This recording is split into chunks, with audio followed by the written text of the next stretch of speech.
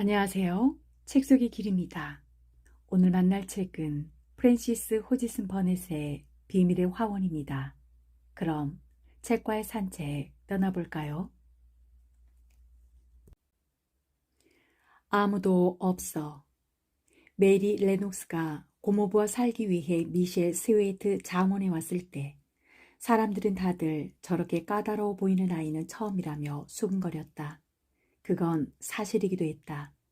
몸이 빼빼 마른 데다 얼굴은 야위었고 머리카락은 숱이 적고 가느다랬으며 표정은 떨떠름했다. 인도에서 태어난 데다 늘 이런저런 잔병치레를 했기 때문에 머리칼이 노랬고 얼굴도 노리끼리했다. 메리 아빠는 영국 정부에서 높은 지위를 맡고 있어 늘 바빴고 건강도 썩 좋지 않았다. 메리 엄마는 굉장한 미인이었는데 언제나 여기저기 파티에 참석해서 사람들과 즐겁게 노는 데에만 신경을 썼다. 메리 엄마는 딸아이를 바란 적이 단 한 번도 없었다. 그래서 메리가 태어나자 아야, 즉 하녀나 유모가 기르도록 맡겨버렸다.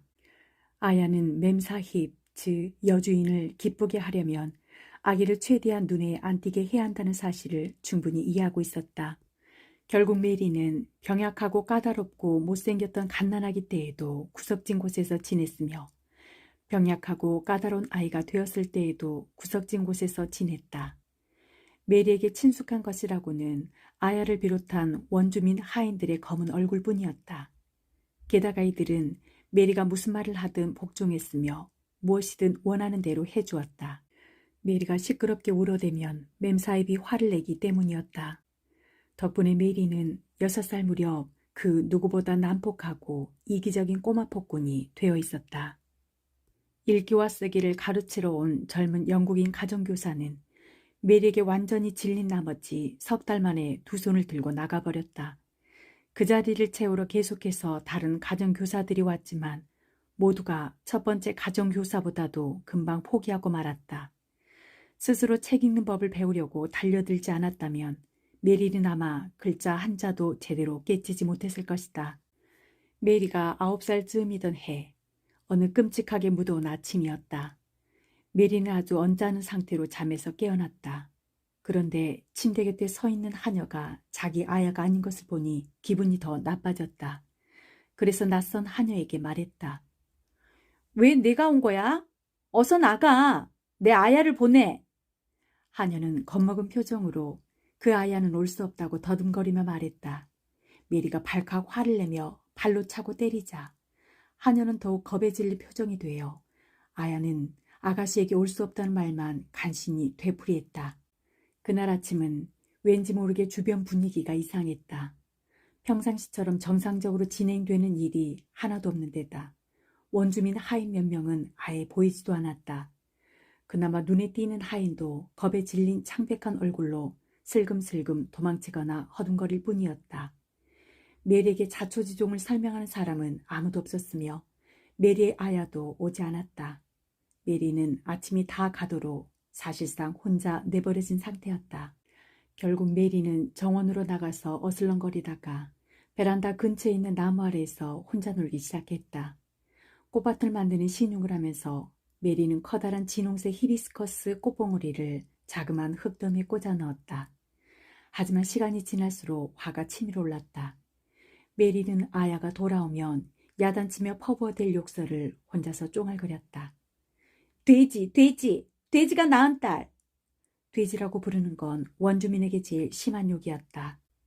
메리가 이를 갈면서 계속 이 말을 쫑알거리고 있는데 엄마가 어떤 사내와 함께 베란다로 나오는 소리가 들렸다. 잘생긴 젊은 사내였다. 두 사람은 베란다에 가만히 선 채 이상한 어투로 나지막이 속닥거렸다. 메리는 소년처럼 잘생긴 이 젊은 사내를 알고 있었다. 영국에서 이제 막 건너온 아주 젊은 장교라고 들은 적이 있다. 메리는 장교를 힐끔거렸지만 주로 엄마를 바라보았다. 메리는 엄마를 볼 기회가 있을 때마다 항상 그렇게 했다. 맴사힙은 메리도 엄마를 이렇게 불렀다. 키가 크고 늘씬한 아름다운 여인인데다 입고 있는 옷도 정말 사랑스러웠다. 곱슬머리는 비단결 같으며 귀엽고 예쁜 코는 세상 모든 것을 깔보는 것 같고 커다란 두 눈에는 항상 웃음이 가득했다. 그리고 드레스마다 섬세하고 화려한 레이스가 달려 있었다. 그래서 메리는 드레스를 레이스가 그득한 옷이라고 불렀다.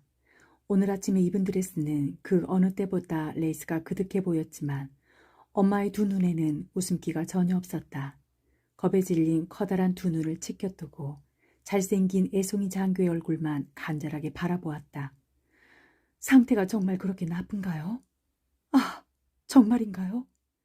맴사입의 목소리가 들리자 젊은 사내가 떨리는 소리로 대답했다. 끔찍합니다, 레녹스 부인. 부인께서도 2주 전에 산으로 피신하셨어야 했습니다. 맴사입이 두 손을 꽉 움켜잡으며 한탄했다. 아, 내 생각도 그래요. 그 멍청한 저녁 파티에 참석하려고 남는 게 아니었는데 정말 바보 같아요. 바로 그때 하인 숙소에서 커다랗게 울부짖는 소리가 터져나왔다. 맴사입이 젊은 사내의 팔을 움켜잡았다. 가만히 서 있던 메리도 머리부터 발끝까지 떨렸다. 울부짖는 소리는 점점 더 커졌다. 무슨 일이죠? 무슨 일이에요? 레녹스 부인이 숨을 헐떡이며 물었다. 애송이 장교가 대답했다. 사람이 죽었나 봅니다. 하인들 사이에서 전염병이 돈다는 말씀은 안 하셨잖아요. 몰랐어요. 이리 오세요. 이리 오세요. 맴사입은 이렇게 말하고 뒤로 돌아 집 안으로 뛰어갔다. 끔찍스러운 일은 그 후에도 계속 일어났다. 메리는 아침에 이상했던 분위기가 무엇이었는지 비로소 파악할 수 있었다. 아주 치명적인 콜레라가 발생해 사람들이 파리 목숨처럼 죽어가는 중이었다. 아야는 어젯밤에 병이 옮았다. 하인들이 숙소에서 울부짖은 것도 메리의 아야가 이제 막 숨을 거두었기 때문이었다. 그날 하루가 다 가기 전에 하인 3명이 더 죽었고 남은 하인들은 두려움에 떨며 달아났다. 사방에 공포가 가득했으며 집집마다 사람들이 죽어가고 있었다. 메리는 모든 게 혼란스럽고 당혹스러워서 이튿날은 내내 침실에 숨어 있었다. 그리고 모두가 메리를 까맣게 잊어버렸다. 아무도 메리를 떠올리지 않았고 아무도 메리를 찾지 않았다. 이상한 일은 계속해서 일어났지만 메리는 아무것도 알 수 없었다. 메리는 하루 종일 울다가 잠들기를 반복했다. 메리가 알고 있는 건 사람들이 아프다는 것, 그래서 무섭고 이상한 소리가 들린다는 것뿐이었다. 한 번은 식당으로 살금살금 들어갔는데 아무도 없었다. 하지만 식탁에는 먹다만 음식이 놓여 있었고 의자와 그릇은 식사를 하던 사람들이 급하게 밀친 것처럼 어지러져 있었다. 메리는 과일과 비스킷을 양껏 먹었다. 갈증이나 포도주가 가득 들어있는 술잔 하나도 깨끗이 비웠다. 맛이 달콤했다. 하지만 메리는 포도주가 독하다는 사실을 몰랐다. 곧이어 졸음이 쏟아지기 시작했다. 메리는 자기 침실로 돌아와 다시 문을 꼭 닫았다. 하인 숙소에서 들려오는 울음소리, 황급히 오가는 발자국 소리가 무서웠기 때문이다. 포도주 때문에 너무 졸려서 도저히 눈을 뜨고 있을 수가 없었다. 메리는 자기 침대에 누워 오랫동안 아무것도 모른 채 깊은 잠에 빠져들었다. 메리가 완전히 골아떨어진 동안에 많은 일이 일어났지만 집 안팎을 드나드는 소리도 사람들이 울부짖는 소리도 메리를 깨울 수 없었다. 이윽고 잠에서 깨어난 메리는 가만히 누운 채 벽을 뚫어지게 바라보았다. 주변은 쥐 죽은 듯 고요했다. 이렇게 조용한 적은 한 번도 없었다.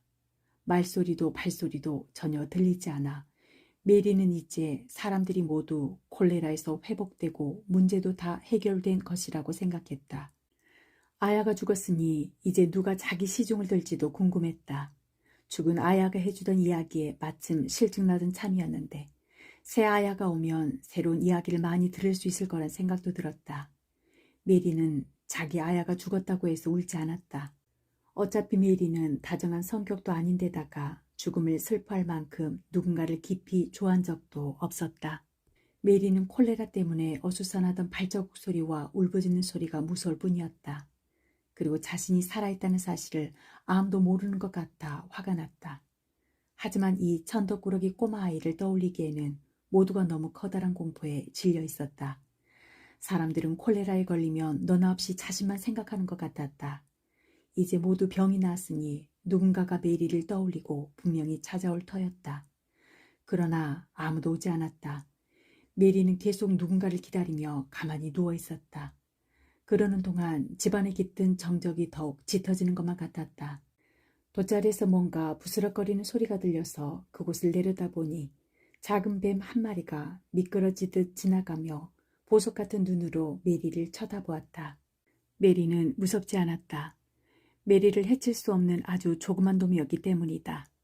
게다가 바깥으로 도망치려고 급히 서두르고 있는 게 분명했다. 조그만 뱀은 메리가 지켜보는 사이에 방문 밑으로 빠져나갔다. 이렇게 조용하다니 정말 이상해. 이 커다란 집에 나와 뱀을 빼면 아무도 없는 것처럼 조용하니 말이야.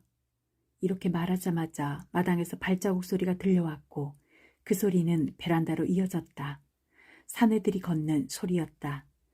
이윽고 사내들이 집 안으로 들어와서 나지막한 목소리로 말했다. 그들을 맞아주거나 말을 거는 사람이 아무도 없어서 이방 저방 문을 열며 들여다보는 것 같았다. 이윽고 한 사람이 말하는 소리가 들렸다. 너무 비참하군. 그렇게 예쁘고 아름답던 부인이 아이까지 죽은 것 같아. 아이가 하나 있다고 들었거든. 지금까지 아이를 본 사람은 한 명도 없지만. 몇 분 후 그들이 메리의 방문을 열었을 때 메리는 침실 한가운데 서 있었다. 두 남자는 못생기고 앵돌아진 꼬마 기집애가 잔뜩 인상을 쓰고 있는 모습을 보았다.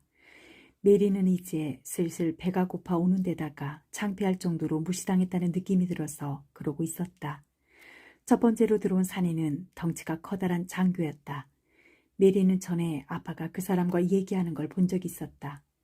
사내는 지치고 힘든 표정이었지만 메리를 발견하고 너무 놀라 하마터면 뒤로 넘어질 뻔했다. 그가 커다랗게 소리쳤다. 바니, 여기 아이가 있어. 아이 혼자야. 어떻게 이런 곳에? 도대체 얘 누구지? 메리 레녹스예요. 사람들이 콜레라에 걸렸을 때 잠이 들었어요. 그래서 이제 막 깨어난 거예요. 왜 아무도 안 오나요? 메리가 몸을 꼿꼿하게 세우며 말했다. 아빠의 저택을 이런 곳이라고 말하다니 사내가 아주 무례하다는 생각이 들었다. 아무도 못 봤다던 아이가 바로 이 애야. 모두들 까마득히 잊고 있었던 거야. 사내가 감탄하면서 동료 쪽으로 고개를 돌렸다. 왜 나를 잊어버렸다는 거예요? 왜 아무도 안 오는 거예요? 메리가 물으면서 발을 동동 굴렀다. 반이라고 불린 젊은 사내가 아주 슬픈 표정으로 메리를 쳐다보았다. 메리는 이 사내가 눈물을 숨기려고 눈을 깜빡이는 걸 본 것만 같았다. 이 가엾은 꼬마야. 올 사람은 아무도 없단다. 사내가 대답했다.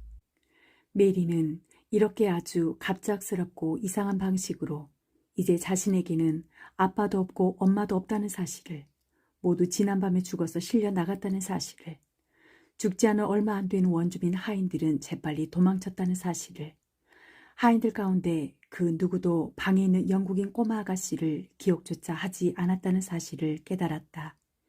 그래서 집 전체가 그렇게 조용했던 것이다. 이 커다란 저택에 메리와 부스럭거리는 작은 뱀 한 마리 말고는 정말로 아무도 없었던 것이다. 심술쟁이 메리 아가씨. 메리는 먼 발치에서나마 엄마를 바라보는 게 좋았고 엄마가 아주 예쁘다고 생각했지만 정작 엄마에 대해서 아는 건 거의 없었다. 그랬기에 엄마를 사랑한다거나 엄마가 죽은 뒤에 지독한 그리움에 빠진다거나 하는 일은 메리에게 기대할 수 없었다. 사실 메리는 엄마가 전혀 그립지 않았다. 게다가 원래부터 자기밖에 모르는 아이였기에 항상 그렇듯이 지금도 온전히 자신에 대해서만 생각했다. 조금 더 철이 들었더라면 아마 이 세상에 혼자 남겨졌다는 사실에 굉장히 불안했을 것이다. 하지만 지금은 너무 어린 데다가 항상 다른 사람이 시중을 들어주었기 때문에 앞으로도 그럴 거라고 추측할 뿐이었다. 지금 메리에게 중요한 건 과연 자신이 좋은 사람에게 맡겨질까 아닐까? 과연 그 사람이 자신에게 친절할까 아닐까? 그래서 아야를 비롯한 모든 원주민 하인이 그랬던 것처럼 자신이 하고 싶다는 대로 맞춰줄까 아닐까 하는 거였다. 메리가 처음 간 집은 영국인 목사 집이었다. 메리는 그 집에 계속 머물지 않을 거란 사실을 알고 있었다. 물론 그 집에 머물고 싶은 생각도 없었다. 영국인 목사는 가난한 데다 메리 또래의 자녀가 5이나 있었다. 그 애들은 모두 누추한 옷을 입고 있었고 서로 장난감을 차지하려고 싸우기 일쑤였다. 메리는 그 구질구질한 집이 싫었고 그 집 식구들이랑 어울리려고도 하지 않았기 때문에 하루 이틀이 지난 다음부터는 그 누구도 메리와 놀려고 하지 않았다. 아이들은 메리가 온 다음 날 메리한테 별명을 붙여주었는데 메리는 그걸 듣고 화가 머리끝까지 치밀었다. 별명을 제일 먼저 생각한 아이는 베질이었다. 베질은 거만해 보이는 파란 눈에 들창코를 가진 사내 아이인데 메리는 그 애가 아주 싫었다. 메리는 콜레라가 번진 날 그랬던 것처럼 혼자 나무 밑에서 놀고 있었다. 메리가 흙더미를 쌓아 올리고 그 위에 정원으로 가는 길을 만들며 놀고 있었는데 베질이 옆에 오더니 가만히 지켜보는 것이었다. 그러다가 흥미가 일었는지 불쑥 이렇게 제안했다. 거기에 돌멩이를 여러 개 올려놓고 바위 정원이라고 하면 어떨까? 저기 한가운데에. 베질이 메리 쪽으로 몸을 구부리며 흙더미를 가리키자 메리가 소리쳤다. 저리 가! 난 사내아이가 싫어! 저리 가! 베질은 한동안 화난 표정을 짓더니 곧바로 메리를 놀려대기 시작했다. 베질은 여자아이를 놀리는 걸 좋아하는 아이였다. 베질은 험상궂은 표정으로 메리 주변을 빙글빙글 돌고 또 돌며 노래하고 웃었다. 심술쟁이 메리 아가씨, 정원에 있는 꽃은 잘 자라나요. 흰 방울꽃과 새조개 껍데기, 그리고 금전화가 나란히 피었네. 베질은 다른 아이들이 듣고서 웃을 때까지 계속해서 노래를 불러댔다. 메리가 성질을 낼수록 아이들은 심술쟁이 메리 아가씨를 더 많이 노래했다. 그 후 메리가 그 집에 머무는 동안 아이들은 메리를 계속해서 심술쟁이 메리 아가씨로 불렀으며 메리에게 말을 걸 때에도 툭하면 그렇게 불렀다. 그러던 어느 날 베질이 메리에게 말했다. 넌 이제 너희 집으로 갈 거야. 이번 주말에. 그래서 우리는 정말 기뻐. 메리가 대답했다. 나도 정말 기뻐. 우리 집이 어딘데? 베질이 7살 특유의 짓궂은 어투로 말했다. 너는 너희 집이 어딘지도 모르니? 그야 당연히 영국이지. 우리 할머니도 그곳에 사셔. 우리 마벨 누나도 작년에 할머니네 집으로 갔어. 하지만 너는 너희 할머니네 집으로 가는 게 아니야. 너는 할머니가 없거든. 너는 너희 고모부한테 가는 거야. 이름이 아치볼드 크레이븐이래. 나는 그런 사람 몰라. 메리가 쏘아붙이자 베질이 대답했다. 그건 나도 알아. 넌 아는 게 하나도 없잖아. 하긴 계집애가 뭘 알겠어. 이건 내가 아빠랑 엄마가 너희 친척 아저씨에 대해서 말하는 소리를 들은 건데 그 사람은 시골에 있는 무진장 크고 황량한 집에서 사는데 성질이 괴팍해서 아무도 못 오게 한대. 그런데 설사 옆으로 오라 해도 아무도 안 갈 거야. 곱사등인데다가 무섭게 생겼거든. 난 내 말 안 믿어. 메리는 그렇게 말하고는 몸을 획 돌려서 손가락으로 양쪽 귀를 틀어막았다. 더 이상 듣고 싶지 않았기 때문이다. 하지만 그 이야기가 머릿속을 떠나지 않았다. 그날 밤 크로퍼드 부인이 메리를 불렀다. 크로퍼드 부부는 메리에게 며칠 후에 영국행 배를 타고 고모부 댁으로 가게 될 거라고. 아치볼드 크레이븐 아저씨는 미셸 스웨이트 장원에 산다고 말했다. 그 얘기를 들은 메리가 돌처럼 딱딱한 표정으로 관심 없는 척하는 모습을 보이자 크로퍼드 부부는 이 아이를 어떻게 판단해야 좋을지 몰랐다.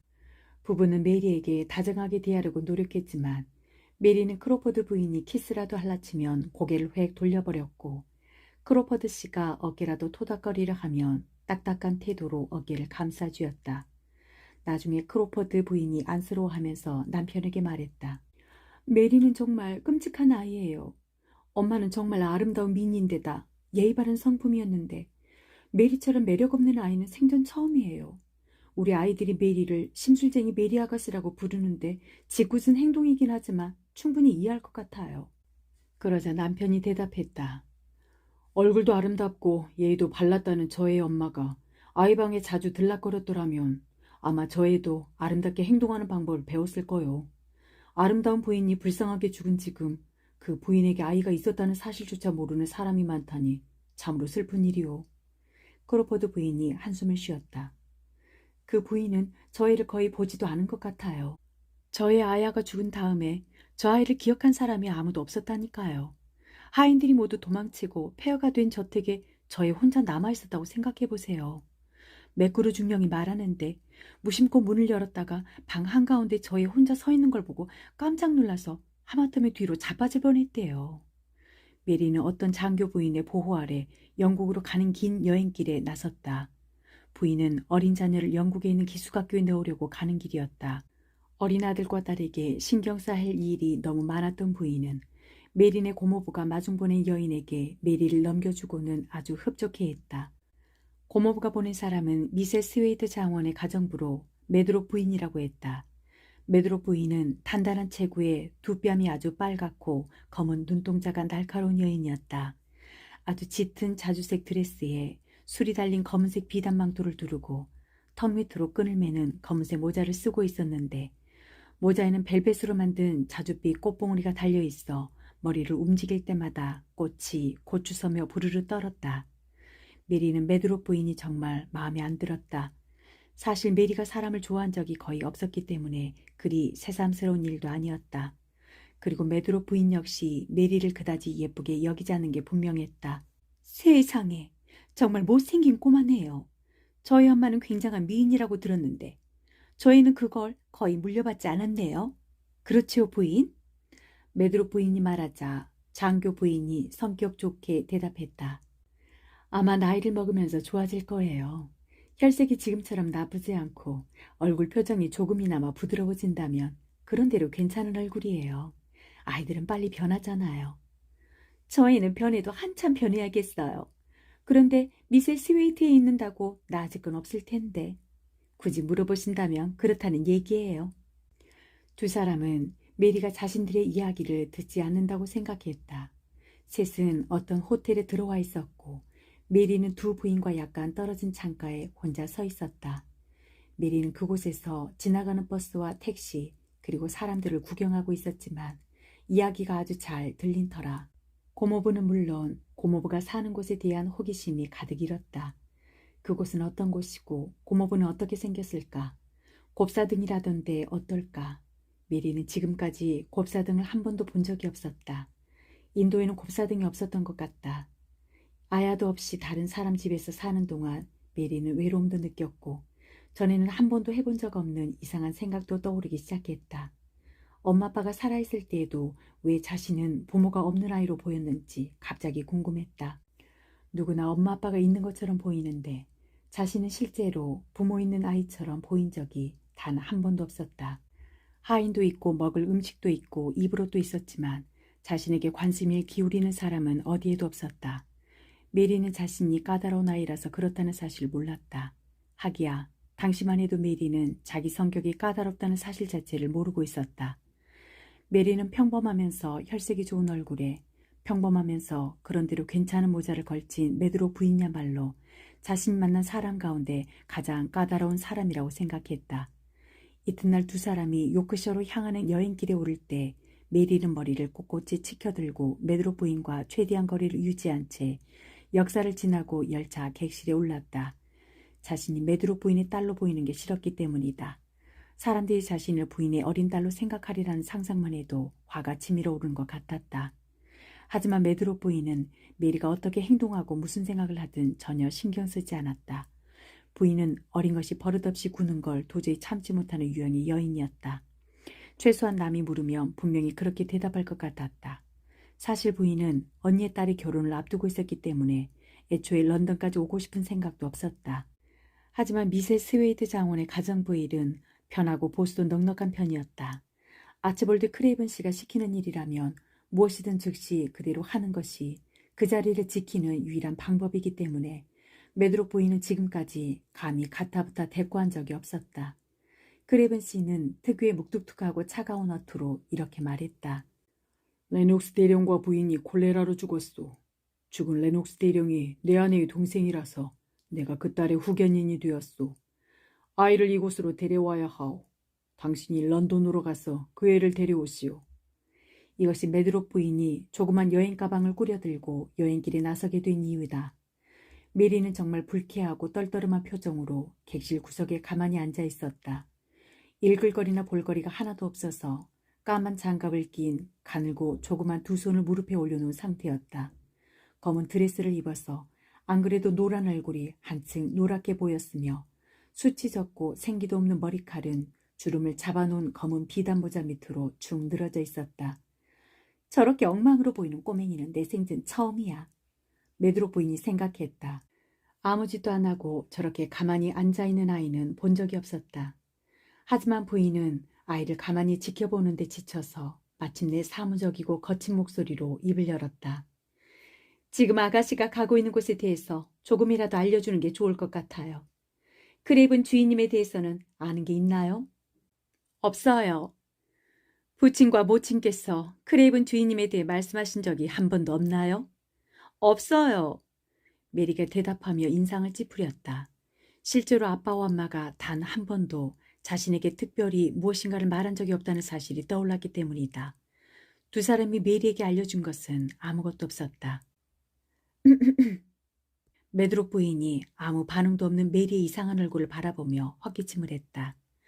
그리고 몇 분 동안 아무 말도 안 하더니 다시 이야기를 시작했다. 그래도 몇 가지 알아두는 게 좋을 것 같아요. 마음의 준비를 하려면요. 지금 아가씨가 가는 곳은 아주 이상한 곳이에요. 메리가 아무 말도 안 하자 부인은 메리의 노골적인 무관심에 아주 당황했지만 숨을 한 번 들이마신 다음 말을 이었다. 그곳은 우울하긴 하지만 건물이 아주 넓고 커다래요. 크레이븐 주인님은 나름대로 그곳을 자랑스럽게 여기고 계신답니다. 아주 우울하긴 하지만요. 저택은 벌써 600년 전에 황무지 끄트머리에 세워졌어요. 방이 거의 100개는 될 거예요. 하지만 대부분 문을 꼭 닫고 자물쇠를 채웠지요. 그곳에는 오랫동안 제자리를 지키는 오래된 초상화와 그림, 멋진 고가구와 골동품이 아주 많아요. 커다란 공원도 있는데 그 안에 정원도 여럿이고 나무도 많아요. 나뭇가지가 땅까지 길게 내려온 나무도 곳곳에 있을 정도니까요. 부인이 말을 멈추고 숨을 들이마시더니 갑자기 이야기를 끝냈다. 하지만 다른 건 하나도 없어요. 메리는 자신도 모르는 사이에 귀를 기울이고 있었다. 모든 게 인도와 아주 다른 것 같은데 메리는 무엇이든 새로운 것에 관심이 많았다. 하지만 메리는 관심이 있다는 사실을 알고 싶지 않았다. 바로 이런 성격이 메리가 다른 사람들과 어울리지 못하고 불행하게 보이는 이유 가운데 하나였다. 어쨌든 메리는 가만히 앉아 있었다. 자, 아가씨 생각엔 그곳이 어떤 것 같으세요? 몰라요. 그런 곳에 대해서는 아무것도 몰라요. 이 말에 메드록 부인이 피식 웃으면서 말했다. 저런, 그렇게 말하니까 마치 늙은 할머니 같군요. 아무 관심도 없어요? 내가 관심이 있는가 없는가는 중요하지 않아요. 그건 그래요. 그 말이 정답이네요. 아가씨를 무엇 때문에 미실 스웨이트 장원에 묶어두려고 하는지 모르겠어요. 그게 제일 쉬운 방법이라면 모를까. 주인님은 아가씨한테 조금도 신경 쓰지 않을 거란 사실. 이것 하나는 정말 분명해요. 주인님 누구에게 신경 쓴 적이 한 번도 없거든요. 부인이 말을 멈추고 마침 중요한 생각이 떠올랐다는 표정으로 다시 입을 열었다. 주인님은 등이 굽었어요. 그래서 성격을 망쳤지요. 젊을 때에도 심술궂어서 결혼하기 전까진 그 많은 돈과 그 커다란 저택을 제대로 쓰지도 못했으니까요. 아무런 관심도 없는 척하려고 했지만 메리의 두 눈이 저절로 부인 쪽으로 돌아갔다. 결혼했을 것이란 생각은 해본 적이 없어서 약간 더 놀란 것이다. 메드록 부인이 눈치를 채고 수다쟁이답게 신이 나서 떠들어댔다. 어쨌든 이건 역시 시간을 보내는 방법 가운데 하나일 터였다. 아가씨의 고모님은 정말 다정하고 아름다운 분이셨어요. 그래서 주인님은 그분이 원하는 거라면 풀잎 하나라도 구하기 위해 온 세상을 돌아다녔을 거예요. 그렇게 아름다운 여자분이 주인님과 결혼하리라곤 아무도 생각하지 못했어요. 하지만 그분은 주인님과 결혼을 했고 사람들은 돈 때문에 결혼한 거라고 수군거렸어요. 하지만 그렇지 않아요. 결코 그렇지 않아요. 마님이 돌아가시자. 아, 죽었다고요? 메리가 자신도 모르게 살짝 놀라면서 물었다. 아무 의미도 없는 질문이었다. 예전에 읽은 고스머리 니케라는 프랑스 동화가 불현듯 떠올랐다. 못생긴 곱사등이와 아름다운 공주에 대한 이야기였는데 이 생각을 하니 아치볼드 크레이븐 고모부가 갑자기 가엾게 여겨졌다. 네, 마님은 돌아가셨어요. 그래서 주인님은 예전보다 더 이상해지셨지요. 아무도 신경 쓰지 않으니까요. 사람도 안 만나려고 하세요. 대부분은 다른 곳에서 지내시는데 미세 스웨이트에 계시는 동안에는 저택 서쪽 날개에 틀어박힌 채 피처 노이 말고는 그 누구도 들어오지 못하게 하세요. 피처 씨는 주인님보다 나이가 훨씬 많지만 주인님이 어릴 적부터 시중 들었기 때문에 그분 성격을 잘 알고 있답니다. 이 모든 게 책에나 나오는 이야기처럼 들려서 메리는 기분이 유쾌하지 않았다. 자물쇠를 꼭꼭 채워놓은 방이 100개나 되는 저택. 황무지가 뭔지는 모르지만 황무지 끄트머리에 세운 저택이라니 괜히 으스스하게 들렸다. 골방에 틀어박힌 곱사등이 산에도 마찬가지였다. 메리는 입술을 꼭 깨문 채 차창 밖을 내다보았다. 소낙비가 내리기 시작했다. 커다란 잿빛 빗방울이 차창을 때리다가 굵은 물줄기로 내려가는 모습이 너무나 자연스럽게 보였다. 아름다운 고모가 아직까지 살아있다면 엄마가 그랬던 것처럼 레이스 그득한 드레스를 걸치고 바삐 오가면서 그리고 온갖 파티에 나가면서 집안 분위기를 쾌활하게 만들었을 거라는 생각이 들었다. 하지만 어여쁜 부인은 이제 없다. 주인님을 만날이라는 기대는 마세요. 만날 가능성은 열에 하나도 없으니까. 그리고 그곳 사람들이 아가씨에게 말을 걸 거라는 기대도 하지 마세요. 혼자서 놀고 혼자서 자신을 돌봐야 할 거예요. 들어가도 되는 방과 들어가면 안 되는 방을 나중에 알려주겠어요. 정원도 여기저기에 있어요. 하지만 저택 안에서 이리저리 돌아다니며 기웃거리면 안 돼요. 크립은 주인님이 화내실 거예요. 이리저리 기웃거릴 생각 같은 건 없어요. 메리가 심술궂게 대답했다. 메리는 아치볼드 크레이븐 고모부가 안 됐다는 생각이 들었을 때만큼이나 갑작스럽게 안 됐다는 생각을 싹 지워버렸다. 그 아저씨는 그런 일을 당해도 싼 기분 나쁜 사람이라는 생각이 들기 시작했다. 메리는 차창으로 얼굴을 돌려 영원히 내릴 것처럼 보이는 굵은 잿빛 빗줄기만 쳐다보았다. 그런데 계속 그것만 쳐다보고 있자니 눈앞에서 잿빛이 점차 어두워지고 또 어두워졌다. 결국 메리는 깊은 잠에 빠져들었다. 황무지를 달리며 메리가 오랫동안 잠들었다 깨어나니 메드로 부인이 역에서 사둔 점심 도시락을 내놓았다. 두 사람은 닭고기와 차가운 쇠고기 그리고 버터가 들어있는 빵을 먹고 아주 뜨거운 차를 마셨다. 빗줄기는 한층 더 굵어져 마치 퍼붓는 것처럼 보였으며 역사를 오가는 사람들은 모두 비에 젖어 번들거리는 비옷차림이었다. 차장이 객실에 있는 등잔불을 밝혔다. 메드로 부인은 뜨거운 차와 닭고기와 쇠고기를 아주 맛있게 엄청나게 먹어대더니 깊은 잠에 골아 떨어졌다. 메리는 앉은 자세로 부인을 살펴보았다. 그러고는 부인이 쓰고 있는 멋진 모자가 한쪽으로 미끄러지는 것까지 지켜보다가 마침내 자신도 객실 한 구석에서 또다시 잠에 빠져들었다. 차창을 때리는 빗소리가 포근하게 들려왔다. 다시 잠에서 깨어났을 때에는 주위가 아주 어두웠다.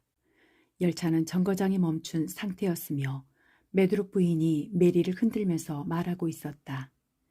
아가씨는 계속 잠만 자네요. 이제 눈을 뜰 시간이에요. 스웨이트역에 도착했어요. 이제부터는 마차를 타고 먼 길을 달려야 해요. 메리가 일어나서 눈을 뜨려고 노력하는 동안 메드로 부인이 메리의 짐을 챙겼다. 메리는 부인을 돕지 않았다. 인도에서는 원주민 하인이 항상 짐을 들고 운반했기 때문에 메리는 다른 사람이 자기 시중을 드는 걸 아주 당연하게 여겼다. 스웨이트역은 아주 조그만 역이라서 그런지 두 사람 외에는 열차에서 내리는 사람이 아무도 없었다. 역장이 사람 좋은 표정으로 메드로 부인에게 다가와서 얼음얼음 말했는데 발음이 아주 이상했다. 메리는 바로 그게 요크셔 사투리라는 사실을 나중에 알았다. 대교온 줄 알았단 게 저 아가씨를 대불공겨? 메드로 부인이 메리를 향해 어깨너머로 고갯짓을 하며 똑같은 요크셔 사투리로 대답했다. 야, 바로 이 아가씨지라. 아짐씨는 좀 어떻단가? 많이 나섰지라. 마차가 바깥에서 기다리고 있은께 싸게 가보소. 사륜마차 한 대가 조그만 플랫폼 앞 도로에 서 있었다. 마차도 근사했고 메리가 마차에 타는 걸 도와준 제복 차림의 하인도 근사했다. 하인의 기다란 비옷 외토와 모자에 둘러친 방수천에서 빗물이 반짝이며 떨어졌다. 뚱뚱한 역장을 포함해 어디에서나 빗물이 뚝뚝 떨어졌다. 하인이 문을 닫아주고 메리가 마부와 함께 마부석에 오르자 마차가 천천히 출발했다. 어린 소녀는 쿠션을 댄 구석자리를 찾아 편안하게 앉았다. 또다시 잠에 빠져들기는 싫어 똑바로 앉은 채 창밖을 구경하기 시작했다. 메드록 부인이 설명한 이상한 저택에는 주변 풍경이라도 구경하면서 가는 게 좋겠다는 생각이 들었다.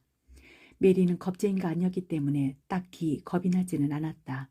하지만 100개나 되는 방을 대부분 걸어 잠근 저택이라면 무슨 일이 벌어질지도 모르겠다는 느낌이 들었다. 그것도 황무지 끄트머리에 서 있는 저택이라면. 그런데 황무지가 뭔가요? 메리가 갑자기 묻자 메드록 부인이 대답했다. 앞으로 약 10분이 지난 다음에 창밖을 내다보면 알 거예요. 미셀 황무지를 가로질러 한 7km는 달려야 장원이 나타나니까요. 지금은 밤이라 캄캄해서 많이 보이진 않겠지만 그래도 조금씩은 보일 거예요. 메리는 더 이상 묻지 않고 어두운 구석에서 두 눈을 창문에 고정시킨 채 가만히 기다렸다. 마차 등잔불이 뿜어내는 빗줄기가 앞쪽을 밝혀주어서 지나치는 풍경을 살짝이나마 구경할 수 있었다. 마차가 역을 떠나 조그만 마을을 지나치는 동안 메리는 하얀 회칠을 한 오두막 여러 채와 선술집에서 새어나오는 불빛을 보았다. 그 다음에 교회와 목사관, 그리고 오두막인지 상점인지 모를 곳에 장난감과 사탕을 비롯한 잡동사니를 팔려고 벌려놓은 조그만 진열장도 지나쳤다. 그 다음에 마차는 큰 길로 접어들었는데 옆에서 울타리와 나무들이 스치듯 지나갔다. 그러고는 아주 오랫동안 아무런 변화가 없는 것 같았다.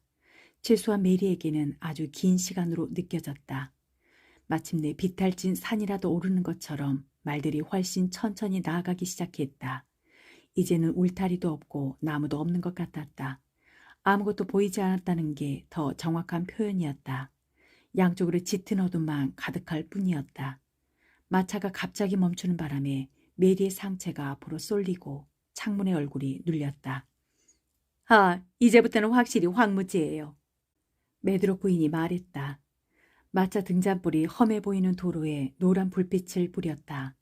낮은 초목과 덤불을 가로지르며 뻗어나간 도로는 결국 사방에 가득한 거대한 어둠에 파묻히고 말았다. 바람이 거칠고 나지막한 소리를 내며 밀려들었다. 여기가 바다는 아니지요? 그렇죠? 메리가 고개를 돌리며 묻자 부인이 대답했다. 네, 아니에요. 들판도 아니고 산도 아니에요. 여기는 황무지예요.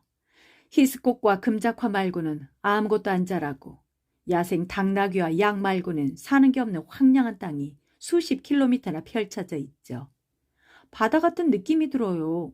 저 위에 물만 있다면요. 지금도 바다 같은 소리가 나요.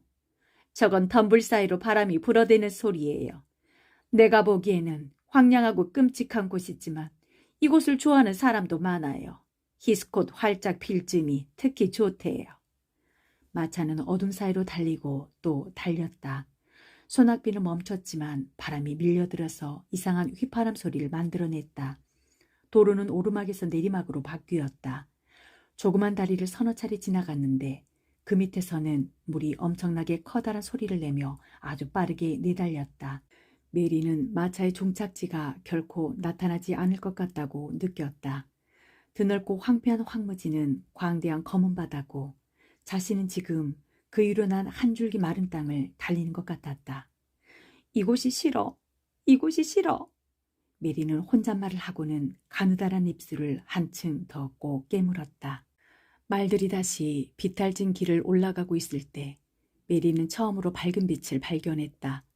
메드록 부인도 거의 동시에 그걸 발견하고 안도의 한숨을 길게 내쉬며 말했다. 아, 반짝이는 불빛이 조금이나마 보이니까 정말 반갑군요. 저건 문지기 숙소에서 나오는 빛이에요. 어쨌든 이제 조금만 더 가면 맛있는 차를 마실 수 있겠네요. 메드록 부인이 말한 조금만 더 가면은 마차가 정문을 지나고 나서도 쭉 뻗은 길을 3km나 더 달려야 한다는 뜻이었다. 정말 대단한 조금만 더 가면이었다. 길 양옆에 심어놓은 나무의 가지들은 꼭대기에서 서로 맞닿아 있었다. 그 탓에 메리는 어둡고 기다란 둥근 천장 아래를 달리고 있는 기분이 들었다. 마차가 둥근 천장에서 벗어나 넓은 공터로 들어서더니 길이는 엄청나게 길면서도 높이는 나지막한 저택 앞에 멈췄다. 그 건물은 돌이 깔린 앞마당을 아무렇게나 에워싼 것처럼 보였다. 처음에는 불빛이 새어나오는 창문이 하나도 없는 것 같았는데 마차에서 내려오니 위층 구석에 있는 방에서 희미하게 불빛이 보였다. 현관문은 엄청나게 커다랗고 육중했는데 신기하게 생긴 참나무판에 커다란 쇠못을 박고 거대한 쇠막대로 빗장을 질러 놓았다. 문이 열리면서 거대한 복도가 나타났다. 불빛이 너무 침침해서 메리는 벽에 걸린 초상화 얼굴과 갑옷 쪽으로는 눈길조차 주고 싶지 않았다. 돌이 깔린 바닥에 올라서니 메리는 자신이 아주 왜소하고 이상하고 초라한 검은 물체에 불과한 느낌이 들었다. 그리고 길을 잃은 아주 초라하고 괴팍한 아이인 것처럼 느껴졌다. 문을 열어준 남자 하인 옆에는 말쑥한 차림의 깡마른 노인이 서 있었다. 메드로, 자네가 아가씨를 숙소로 모셔가게. 주인님은 아가씨와 만나는 걸 원치 않으셔. 내일 아침에 런던으로 떠나실 예정이네. 노인이 쉰 목소리로 말했다. 그러자 메드로 부인이 대답했다. 알겠습니다. 피처 어르신. 무슨 일이든 분부만 내리세요. 기대에 어긋나지 않도록 하겠어요. 메드로, 자네가 해야 할 일은 주인님께서 만나지 않으려는 사람은 만나지 않으신다는 것, 그리고 주인님을 방해하면 안 된다는 것, 이 두 가지를 확실히 명심하고 실천하는 거야. 메리 레녹스는 메드로 부인을 따라 널따란 층계를 오르고 기다란 복도를 지나 짧은 계단을 오른 다음에 또 다른 복도를 하나 지나고 또 하나를 지났다. 그리고 마침내 벽에 달린 문 하나를 열고 안으로 들어갔는데 벽난 위에는 불이 지펴져 있었고 식탁에는 저녁 식사가 차려져 있었다. 메드로 부인이 인정사정 없이 말했다. 자, 다 왔어요. 이 방과 다음 방이 아가씨가 쓸 방이에요. 꼭 여기 두 방만 써야 해요. 명심하세요. 이렇게 해서 메리 아가씨는 미세 스웨이트 장원에 도착하게 되었다. 지금껏 살아오면서 메리에게 심술궂은 기분이 이토록 강하게 몰려든 적은 없었다. 마사. 다음날 아침 메리는 뭔가 시끄러운 소리에 눈을 떴다. 젊은 하녀가 불을 지피려고 벽난로 앞 양탄자에 무릎을 꿇고서 타다 남은 찌꺼기를 긁어내고 있었다. 메리는 그냥 누운 채로 하녀를 바라보다가 실내를 둘러보기 시작했다. 이렇게 생긴 방은 여태껏 본 적이 없었다. 정말 묘하고 음산한 방이었다. 사방벽에는 전에다 형형색색의 실로 숲속 전경을 수놓은 벽걸이 장식이 빙 둘러 걸려 있었다. 나무 밑에는 아주 훌륭한 옷을 입은 사람들이 모여 있고 멀리 높은 성체가 어렴풋이 보였다. 사냥꾼과 저택 그리고 사냥개와 숙녀들도 있었다. 메리는 자신도 그들과 함께 숲속에 있는 듯한 착각이 들었다. 창밖으로는 기다랗게 쭉 뻗어오른 땅이 보였는데 나무가 하나도 안 보여서 그런지 지루하게 끝없이 펼쳐진 자줏빛 바다 같았다. 저게 뭐지? 메리가 창밖을 손가락으로 가리키며 묻자 이제 막 불을 피우고 일어선 젊은 하녀 마사가 그쪽을 바라보고 마찬가지로 손가락으로 가리켰다. 저거요? 그래. 저건 황무지지라 아가씨도 마음에 든단가. 마사가 착해 보이는 얼굴로 빙그레 웃으며 물었다. 아니, 너무나 싫어. 메리가 대답하자 마사가 벽난로 쪽으로 돌아가며 말했다. 그건 아가씨가 아직 익숙하지 않아서 그러지요. 저렇고럼 커다란 땅이 시방을 휑하니께요. 하지만 아가씨도 금방 좋아하게 될 것이구먼요. 너는 좋아해? 메리가 묻자 마사가 벽난로를 즐겁게 청소하며 대답했다. 야, 당연하지라. 솔찬히 좋아라. 조금 더 휑하지 않아라. 사방에서 무언가가 돋아나면 냄새도 무척 달콤하지라. 봄이랑 여름이면 금작화랑 가시금작화 그리고 히스꽃이 활짝 피어나고 겁나게 아름답고 꿀냄새도 향긋하고 공기도 참말로 상쾌하지라. 하늘은 겁나게 높아지고 벌들과 종다리들이 멋진 소리로 콧노래도 부르지라. 지인은 무슨 일이 있어도 이 황무지를 떠나지 않을 거란게요. 메리는 하녀가 하는 말을 당혹스럽고도 심각한 표정으로 들었다. 인도에서 시중 들던 원주민 하인은 전혀 이렇지 않았다. 그들은 노예처럼 순종할 뿐이었다. 마치 주인과 똑같은 신분이라도 된다는 어투로 말한다는 건 생각도 못했다. 그들은 이마에 손을 대고 절했으며 주인을 가난한 사람의 수호자 같은 명칭으로 불렀다. 인도 하인은 명령을 받는 사람이지 부탁을 받는 사람이 아니다. 하인에게 부탁해나 고마워하고 말하는 건 전통이 아니었다. 게다가 메리는 화가 날 때마다 자기 아야의 얼굴을 찰싹 때렸다. 메리는 이 하녀가 뺨을 얻어맞으면 어떤 반응을 보일까 약간 궁금했다. 동그랗고 발그스름한 얼굴이 사람 좋게 보이지만 얼핏 억센면도 있는 것 같아 보였다. 메리는 마사가 뺨을 맞으면 맞받아 칠 것 같다는 느낌이 들었다. 따귀를 때린 사람이 조그만 여자아이라고 해도. 너는 이상한 하녀구나. 메리는 베개를 벤 채 아주 거만하게 말했다. 마사는 쪼그리고 앉아서 시커멓게 된 소를 손에 든 채 웃었다. 화가 난 기색은 전혀 없었다. 야, 지도 알아요. 미셀 스웨이트의 쥐마님이 계셨더라면 꼬마 하녀 역할도 못했겠지라. 그릇 닦는 하녀나 됐을란 거 몰라도 위층은 얼씬도 못할 틴게요. 너무 촌스럽고 요크셔 사투리도 너무 강한게요. 하지만 이 저댁은 이렇게 웅장한데도 아주 우스워라. 피처씨랑 메드록 부인만 있고 쥐님도 쥐마님도 안 계실 것 같은 게요. 크레이븐 쥐님은 이곳에 계실 적에도 아무 간섭을 안 하시는디 대부분 타지에서 지내신 게요. 메드록 부인이 친절하게도 지한테 이 자리를 줬지라. 부인이 말하는디 미셀 스웨이트가 다른 커다란 저택 같았다면 절대 그렇게 못했을 거라네요. 앞으로 내가 내 몸종이 되는 거니? 메리가 인도 방식으로 약간은 오만하게 물었다. 마사가 다시 벽난로를 문질러대며 단호하게 대답했다. 지는 메드록 부인의 하녀지라. 그라고 부인은 크레이븐 주인님의 하녀고요. 하지만 여기 위층에서 하녀 일을 하고 있은께 아가씨 시중도 쪼까 들어야 하겠지요. 하지만 아가씨는 내 시중이 그리 필요 없을 것 같구먼요. 그럼 내 옷은 누가 입혀주지? 메리가 묻자 마사는 다시 펑퍼짐하게 앉아서 가만히 메리를 쳐다보았다. 그러곤 어이가 없는지 훨씬 강한 요크셔 사투리로 말했다. 아가씨는 지 옷도 지디로 못 입는단가. 그게 무슨 뜻이지? 무슨 말인지 모르겠어. 아, 깜빡이었구먼요. 메드록 부인이 지엄티 조심해야 한다고. 안 그러면 아가씨가 내 말을 못 알아들을 거라고 희었는디. 근께요. 아가씨는 자기 옷도 제대로 못 입니라는 뜻이지라. 이 말에 메리는 아주 화난 표정으로 대답했다. 못 입어. 한 번도 그래 본 적 없어. 당연히 내 아야가 입혀줬지. 그려라. 그러면 인자 배워야 쓰겄네요. 아가씨가 더 이상 어려질 수는 없은게요. 어느 정도는 자기 일을 스스로 하는 게 아가씨한테도 좋겠지라. 우럼니는 부잣집 아이들이 아주 멍청한 바보가 안 되는 이유를 모르겠다고 항상 말씀하시지라. 강아지 새끼 맨키로 유모가 몸도 씻겨주고 옷도 입혀주고 산책도 시켜주니께. 마사가 말했다. 자신이 건방지다는 사실을 전혀 모르는 게 분명했다. 인도에서는 달라. 메리 아가씨가 경멸하는 표정으로 마사에게 말했다. 화가 나서 도저히 견딜 수가 없었다. 하지만 마사는 기세가 조금도 꺾이지 않은 채 불쌍하다는 어투로 대답했다. 야, 지도 다르다는 걸 알지라. 자신있게 말하는디. 그건 인도의 훌륭한 백인 대신 껌둥이가 너무 많기 땜시어요.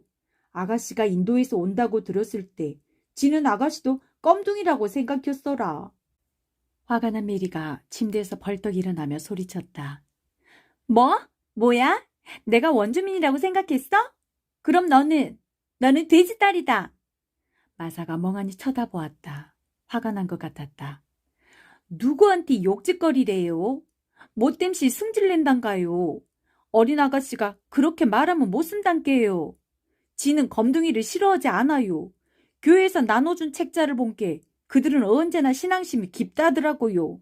검둥이도 사람이고 형제라고 하대요. 지는 지금꺼정 검둥이를 본 적이 없어라.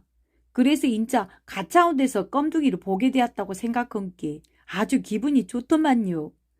오늘 아침에도 군불집히러 들어왔다가 아가씨 침대까지 셀금셀금 걸어가서 이불을 조심스레 집어들고 살펴보았지라. 근데 굉장히 놀이끼리한 아가씨가 있더만요. 되려 내가 더 검더만.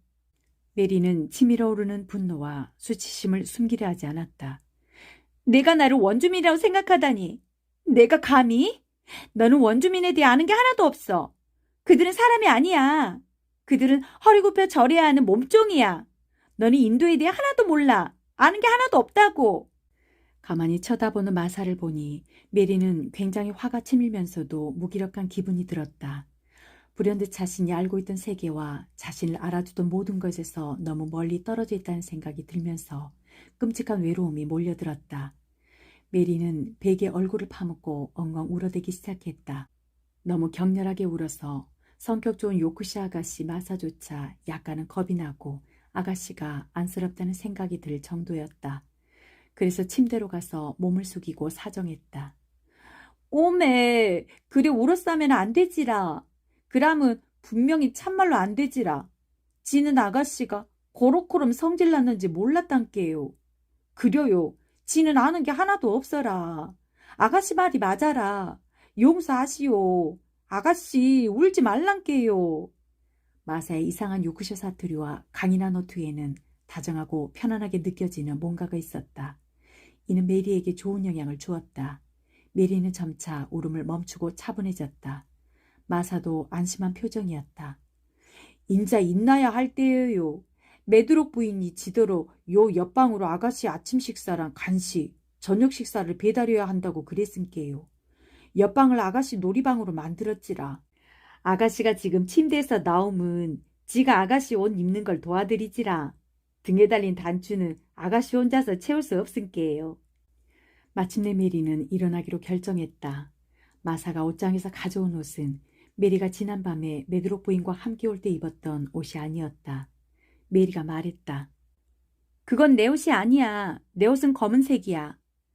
하지만 두툼한 하얀색 순모 외투와 드레스를 쳐다보며 메리는 이내 시큰둥하게 덧붙였다. 그게 내 옷보다 좋긴 하네. 요것이 아가씨가 입어야 하는 옷이지라.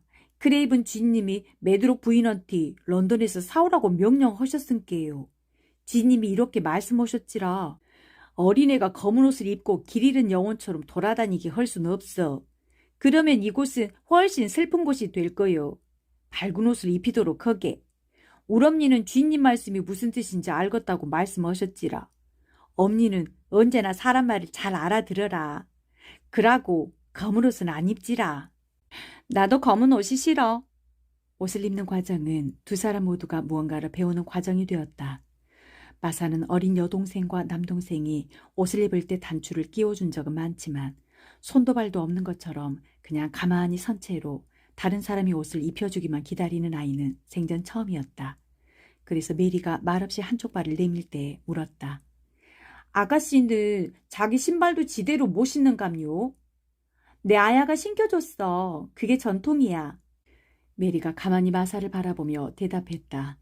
메리는 그게 전통이야 하는 말을 자주 했다.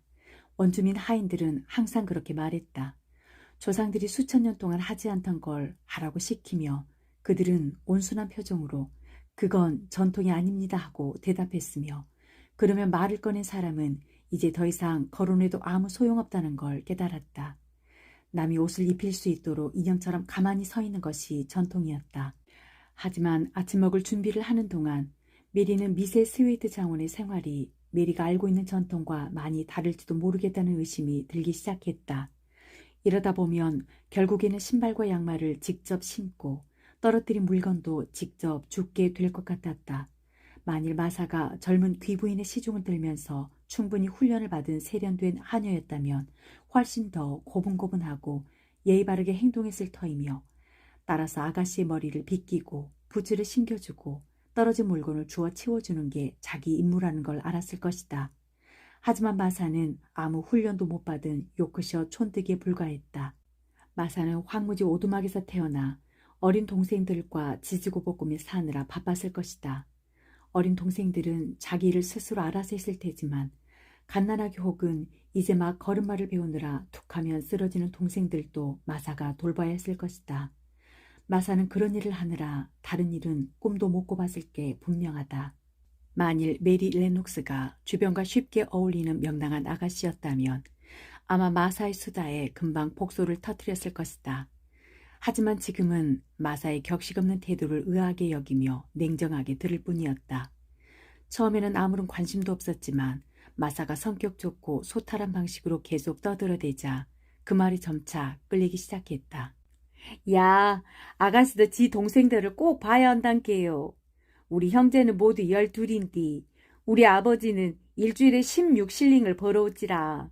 그럼 우엄니는 그 돈으로 오트밀죽을 만들어서 우리 모두를 먹이지라. 동생들은 하루 종일 황무지에서 뒹굴며 노는디 우엄니는 황무지 공기가 아이들을 살찌운다고 말씀하셔라. 엄니는 아그들이 야생 망아지 맨키로 풀을 뜯어먹는 게 분명하다고 한단께요. 우리 디코는 13살인디 자기 거라고 우기는 어린 망아지도 한 마리 있지라. 어디서 구한 건데? 아주 어린 망아지가 황무지에서 지 어미를 따라다닐 때 처음 봤다대요. 그래서 빵 조각도 주고 연한 풀도 뜯어주면서 친구가 되었지라. 그러다 보니까 그놈이 디콘을 좋아하며 따라다니더니 등에도 올라타게 해주었지라. 디콘은 아주 다정한 아이라서 모든 동물이 좋아한단께요. 메리는 애완동물을 키워본 적이 한 번도 없지만 한 마리 있으면 좋겠다는 생각은 늘 하고 있었다. 그래서 디콘에 대해 아주 조금 관심을 느끼기 시작했다. 지금까지 메리가 자신을 제외한 그 누구에게도 관심을 가진 적이 없다는 사실을 감안하면 이것은 바람직한 변화가 일어나고 있다는 증거였다. 자신을 위해 놀이방으로 만들었다는 옆방으로 들어가니 그 방 역시 어제 잤던 방과 아주 비슷했다. 음산한 느낌의 오래된 그림이 벽 여기저기에 걸려있고 무거워 보이는 오래된 참나무 의자가 여러 개 놓여있는 걸 보니 이건 어린애 놀이방이 아니라 다 자란 어른방이었다. 한가운데 놓여있는 식탁에 푸짐한 음식이 차려져 있었다. 하지만 언제나 식욕이 없는 메리는 마사가 자기 앞에 놓은 첫 번째 접시를 심드렁하게 쳐다볼 뿐이었다. 먹기 싫어! 메리가 말하자 마사가 도저히 믿을 수 없다는 표정으로 소리쳤다. 오트밀죽이 먹기 싫다고라. 그래. 이게 얼마나 맛있는지 모른 게 그라시지라. 이 안에 당밀이나 설탕을 좁게 넣어보란게요. 이거 먹기 싫어. 오메. 지는 좋은 음식을 쓰레기로 버리는 짓은 절대 못 참지라. 우리 동생들이 지금 여기에 있다면 5분도 안 돼서 깨끗하게 청소했을 텐디. 왜? 왜라고라. 동생들은 지금까지 뱃속을 가득 채운 적이 거의 없기 때문이지라. 어린 독수리나 여우 새끼들만 인기로 굶주리고 있은게예요. 나는 굶주리는 게 뭔지 모르겠어. 메리는 아무것도 모르겠다는 듯 무관심하게 말했다. 그러자 마사가 분개한 표정으로 거리낌 없이 떠들어댔다. 어쨌든 이걸 먹는 게 아가씨한테 좋겠구먼요. 확실히 말하는디 지는 맛있는 빵과 고기를 가만히 앉아서 쳐다만 보는 사람을 견딜 수가 없은게요. 장담해요. 디콘이랑 필이랑 제인을 비롯한 동생들 앞치마에 여기 있는 걸 모두 담아주면 얼마나 좋아할까나. 그럼 이걸 가져다가 동생들한테 주지 그래? 이건 지것이 아니지라. 그리고 오늘은 밖에 나가는 날도 아니고 한 달에 하루씩 쉬러 밖에 나가는디. 그러면 집에 가서 집 청소를 싹 해치우고 울 엄니가 하루 쉴 수 있게 해드리지라. 메리는 차를 마시고 식빵을 조금 떼서 마멀레이드와 함께 먹었다. 따뜻하게 챙겨 입고 얼른 나가서 놀도록 하세요. 그러면 몸에도 좋을 거고 배가 고파서 괴기 생각도 절로 날뛴게. 메리는 창가로 갔다. 정원과 길과 커다란 나무들이 있었지만 모든 게 우중충하고 쓸쓸하게만 보였다. 밖에? 이런 날엔 내가 왜 밖에 나가야 하지? 아가씨가 밖에 안 나가면 안에 있어야 하는디. 그럼 여기서 무얼 헐긴디요. 메리는 마사를 가만히 바라보았다. 아무것도 할 게 없었다. 메드록 부인은 메리의 놀이방을 준비하면서 장난감은 전혀 생각을 못했다. 메리는 밖에 나가서 주변 정원이라도 둘러보는 게 좋을 것 같았다. 누가 나랑 함께 나가지? 메리가 묻자 마사가 멍청이 쳐다보며 대답했다. 아가씨 혼자서 나가지라. 이제 아가씨도 형제나 자매가 없는 아이들 많기로 혼자 노는 법을 배워야 하겠지라. 우리 디코는 혼자 황무지에 나가서 몇 시간이고 논단께요. 그러면서 망아지도 친구가 되었고 황무지에 있는 양들도 모두 디콘을 알지라. 새들도 날아와서 디콘이 손에 올려놓은 걸 쪼아먹고라. 우리 디콘은 먹을 게 아무리 적어도 빵을 언제나 조금씩 남겨놨다가 동물 친구들에게 주니께요. 메리 자신은 정확히 깨닫지 못했지만 디콘에 대한 설명을 듣고서 바깥에 나가고픈 생각이 들었다. 바깥에 나가도 망아지나 양 같은 동물은 없겠지만 그래도 새들은 있을 것 같았다. 이곳의 새는 인도에서 보던 새와 다를 테니 구경하는 것도 재밌을 것 같았다.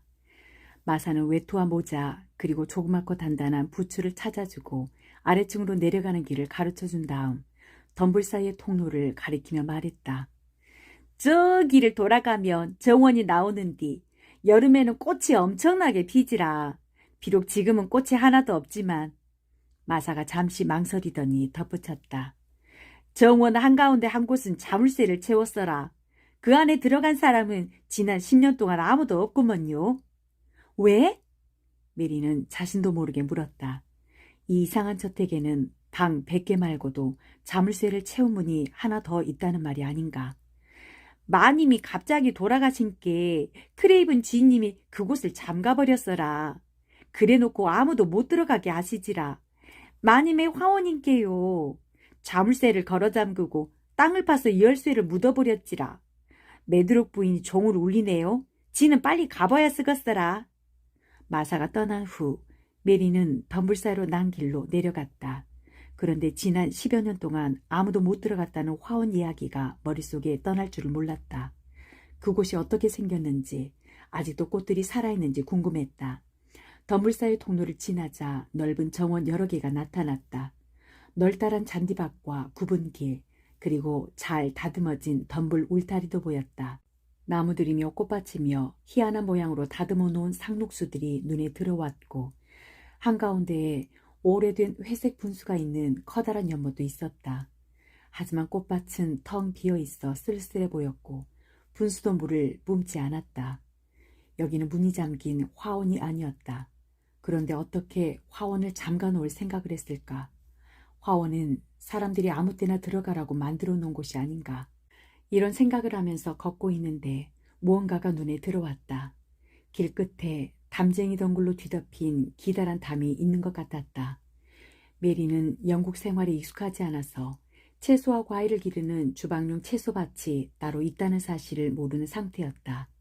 그쪽으로 걸어가니 담쟁이 덩굴에 덮인 녹색 문이 나타났는데 활짝 열려 있었다. 분명히 여기도 문이 잠긴 화원은 아니었다. 아무 거리낌 없이 안으로 들어선 메리는 이곳이 사방을 담으로 둘러친 정원임을 그리고 비슷한 형태로 담을 둘러친 다른 정원과 연결되는 여러 정원 가운데 하나에 불과하다는 사실을 알아냈다. 또 다른 녹색 문 하나가 열려 있었는데 그 안에는 겨울용 채소를 심어놓은 밭과 그 사이에 자리 잡은 덤불과 길이 보였다. 담 옆으로 과일나무가 줄지어 심겨 있었고 어떤 밭에는 유리로 만든 온실도 있었다. 메리는 가만히 서서 주변을 둘러보며 정말 보기 흉한 황폐한 곳이라고 생각했다. 여름에는 녹색이 가득 피어올라 훨씬 근사하겠지만 지금 당장은 볼만한 게 하나도 없었다.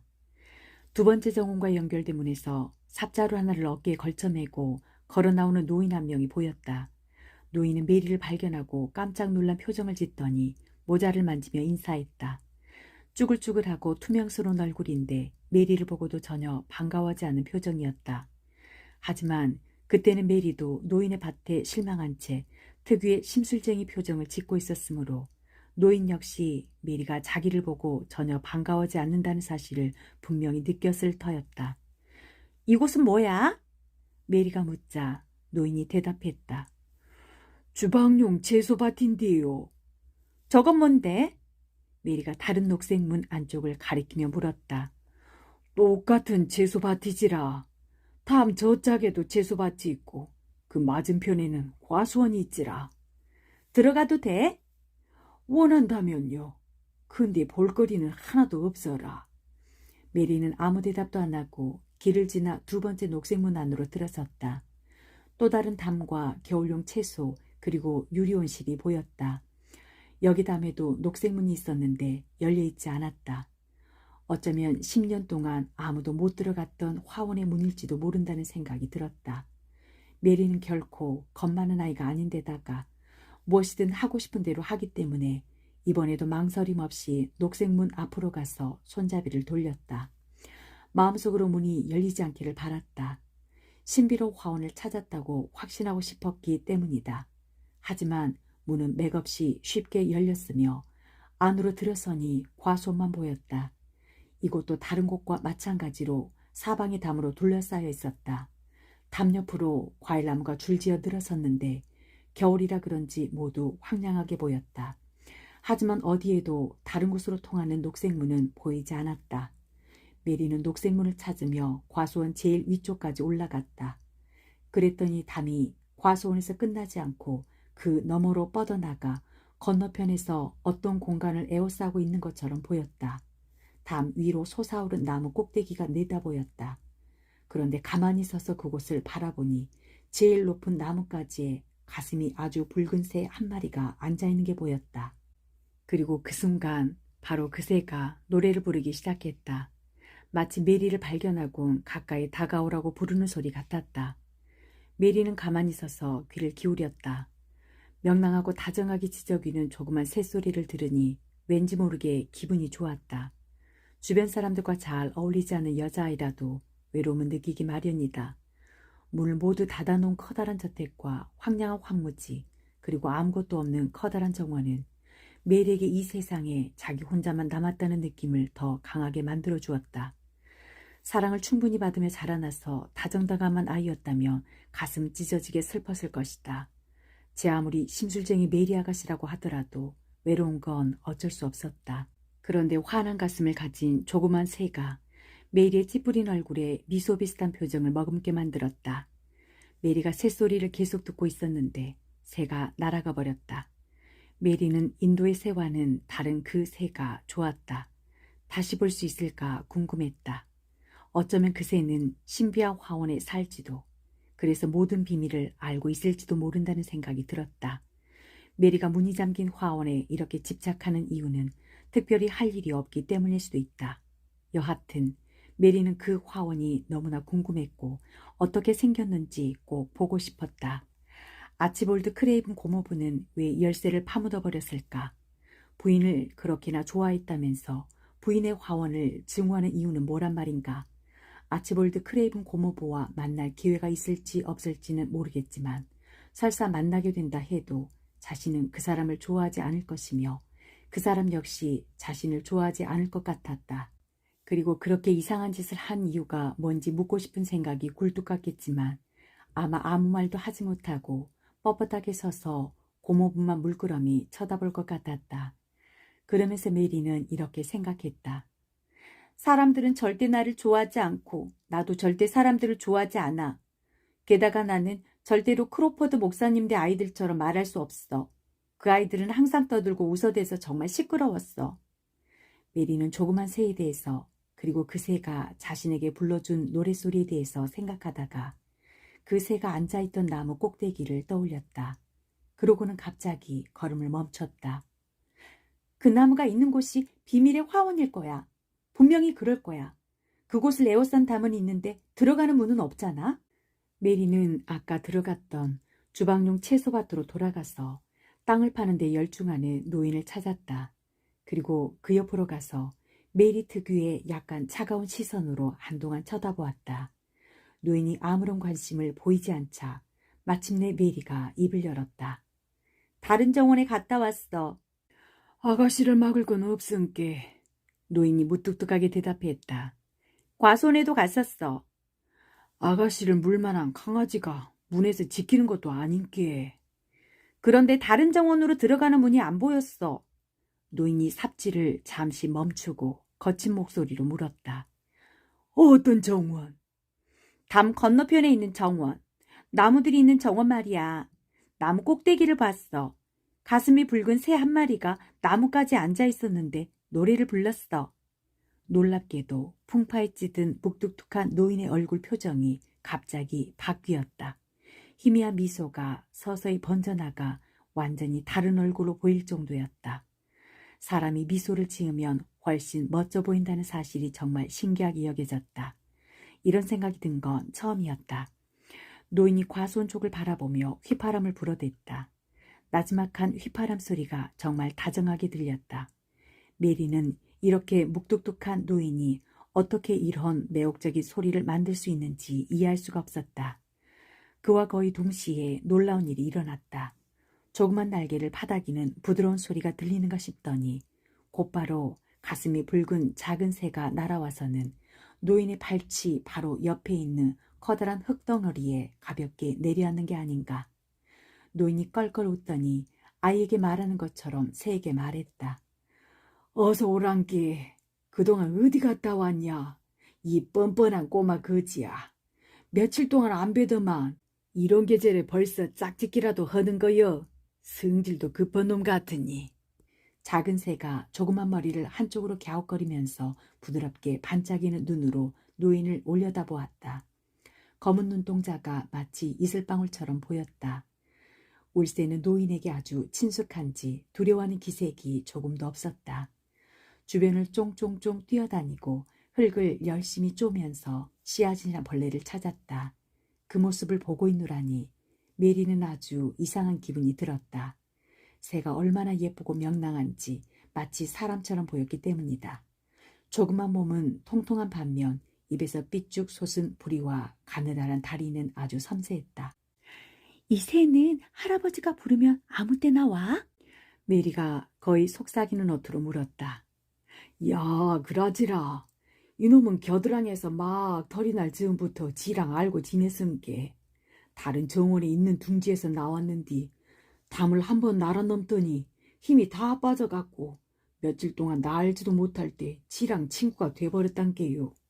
그러고 나서 다시 담을 넘어갔는디 딴 놈들이 모두 어디로 가고 아무도 없는 거요. 그래서 외로운 게 다시 나한테 돌아왔지라. 이 새는 무슨 샌데? 그것도 모른단가요. 야는 붉은 가슴 울새지라. 새들 가운데서는 진로 다정하고 호기심도 많은 놈인데 자기랑 친해지는 방법을 아는 사람한테는 강아지 맹키럼 잘 따르지라. 저기서 부리로 먹이를 쪼아먹으며 가끔 쳐다보는 걸 보란께요. 우리가 지 얘기를 하고 있다는 것까정 안단께요. 노인은 진홍색 조끼를 걸친 통통한 꼬마 새를 아주 자랑스럽고 사랑스러운 시선으로 바라보았다. 그런데 그런 노인의 표정이야말로 더없이 기묘하게 보였다. 노인이 낄낄거리며 말했다. 이놈은 자부심이 대단한 놈이지라. 사람들이 지에 대해 말하는 걸 들으면 좋아하니께요. 그리고 호기심은 정말이지. 이놈처럼 호기심이 많고 간섭하길 좋아하는 놈은 없단께요. 언제나 날아와서 나가 무얼심나 기웃거리고 크레이븐 쥐님은 귀찮아서 알려고 하지도 않는 걸 이놈은 모조리 알고 있은께요. 정원 책임자가 바로 이놈이란께요.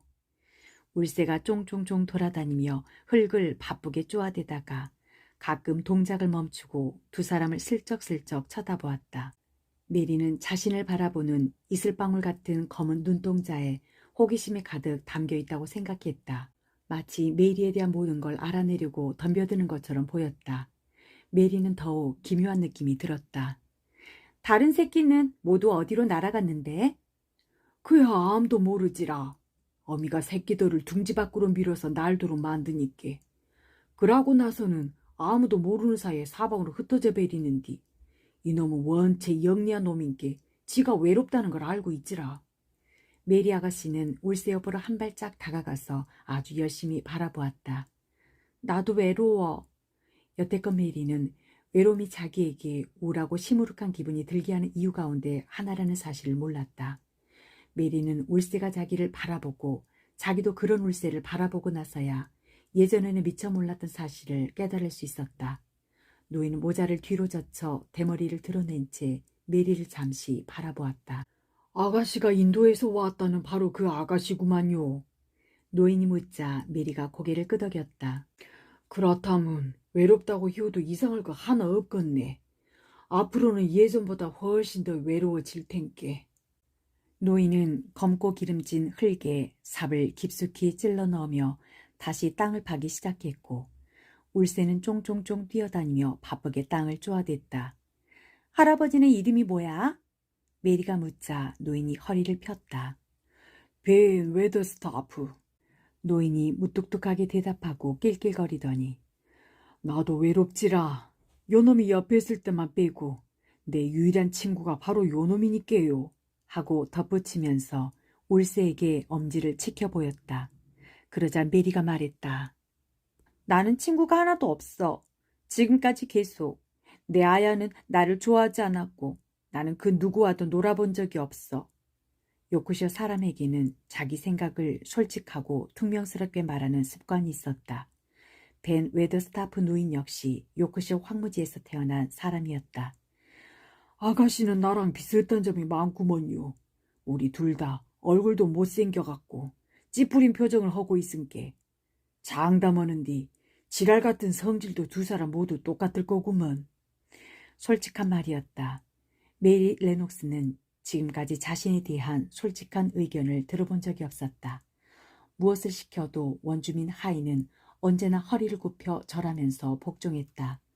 메리는 지금까지 자기 얼굴에 대해 생각해 본 적이 많지 않았지만 과연 자신이 벤 웨더스타프 노인만큼 매력없게 생겼는지 궁금했다.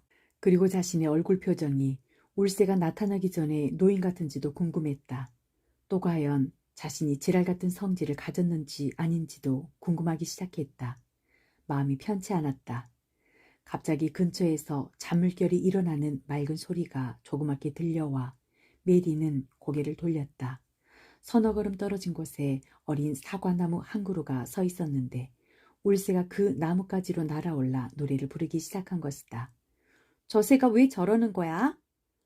저놈이 아가씨랑 친구가 되기로 작정한지라. 저놈이 아가씨한테 반하지 않았다면 지가 경을 치겠구먼요. 나한테?